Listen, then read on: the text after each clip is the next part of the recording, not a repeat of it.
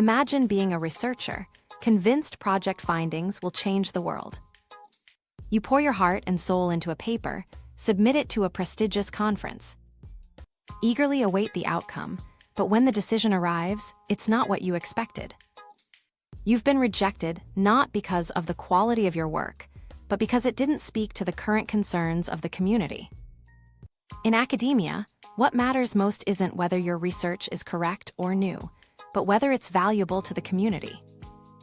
This may seem like a cynical view of the research world, but the truth is, acceptance in academia is not a meritocracy, where the best work rises to the top. Reviewers decide what deserves a spot in the journal or conference based on relevance, usefulness, and alignment. It's not about absolute merit, it's about what matters most to the people reading your work. Take, for example, two researchers, Alice and Bob, who work on similar topics but target different communities. Alice writes about the theoretical foundations of AI, aiming for the most prestigious theory conferences. But her work falls flat when presented at an applied machine learning conference. Meanwhile, Bob's work on AI applications is a hit. What changed? Not the work itself, but the community's lens. A paper can become valuable overnight, simply because it speaks to what the community is currently interested in. When you understand this, rejection takes on a new meaning. You see that it's not a verdict on the quality of your work, but rather a mismatch. Successful researchers learn to internalize this early on, shifting their focus from "is my work good?" to "why would this community want this work now?"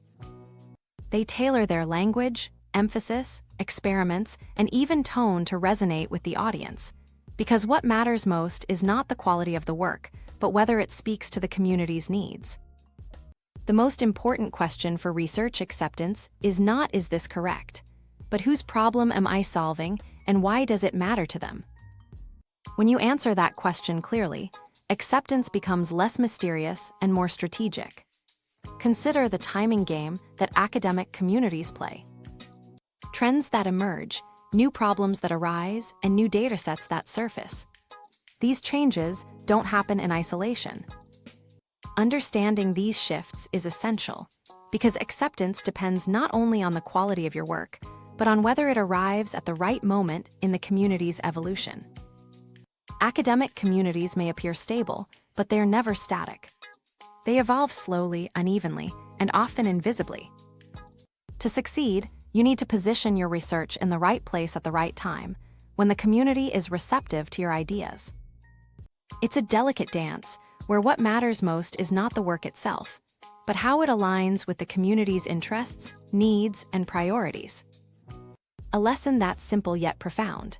Before writing your introduction, before running another experiment, and before even responding angrily to a rejection, ask, "Whose problem am I solving, and why does it matter to them?" When you speak to what matters most to your community, you'll find acceptance waiting for you, not as a verdict, but as a door opening to a world of possibilities.